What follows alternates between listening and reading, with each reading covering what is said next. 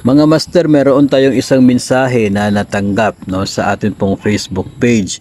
And ito po ay related doon sa sinasabing meal expenses or meal allowance na siya pong ibinibigay ng DepEd para sa mga guro na nag-volunteer during the National Learning Camp. Ayon po sa ating sender, natanggap na nila yung sahod sa NLC.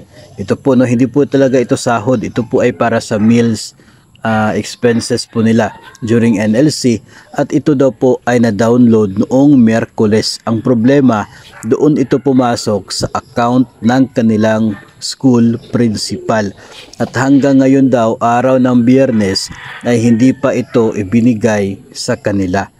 So ako po ay nagtataka kung pumasok na talaga ito sa account ni principal, bakit hindi niya ito ibigay sa mga guro na nag-volunteer during the NLC, At isa pa po ay bakit doon sa account, personal account ni school principal, pumasok yung meal allowance or parang reimbursement sa expenses ng meals ng kanya pong mga volunteer teachers during the NLC.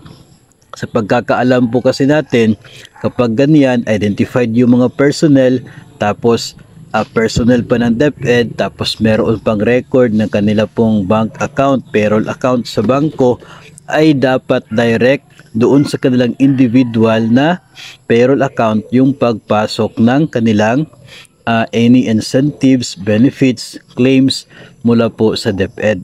So kung ito ay para sa meals nila during the NLC, ay dapat doon sa kanilang individual payroll account pumasok yung para sa kanilang individual na allowance or reimbursement during sa NLC.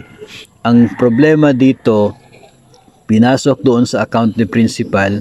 Actually, wala din naman tayong ideya kung ano talaga yung nangyari, kung bakit pumasok yun doon sa account ni principal. At ang isa pang problema naman talaga ay bakit hindi pa niya ito ibinibigay sa kanyang mga guro. Ayon pa doon sa ating sender ay kahit daw nangangailangan yung isa niyang kasama, ay hindi o ayaw talagang ibigay ni principal yung sa NLC na meals na na dapat sana ay para doon sa guro na mga eligible at nag-serve during the NLC.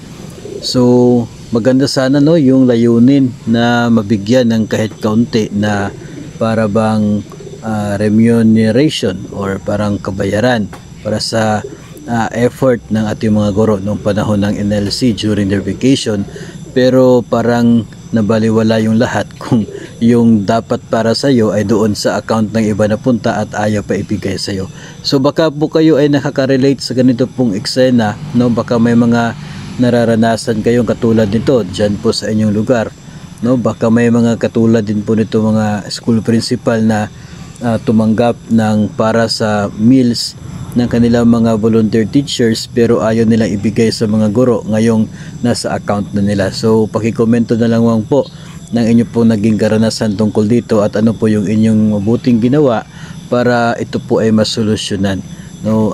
Sa atin pong sender ay binahagi po natin na pwede naman po sila magreklamo sa kanila pong public schools district supervisor or doon po sa kanila pong schools division superintendent, tungkol po dito sa isyong ito, kasi may other issues pa din po na nabanggit itong ating sender, and yung right naman talaga na lugar para una po na magsumbong ay doon po sa mas higher position kay principal, nang sa ganun ay magkaroon ng investigasyon doon mismo sa paaralan na yon kung ano ba talaga yung nangyari, at bakit ganun yung mga pangyayari na nararanasan ng mga guro.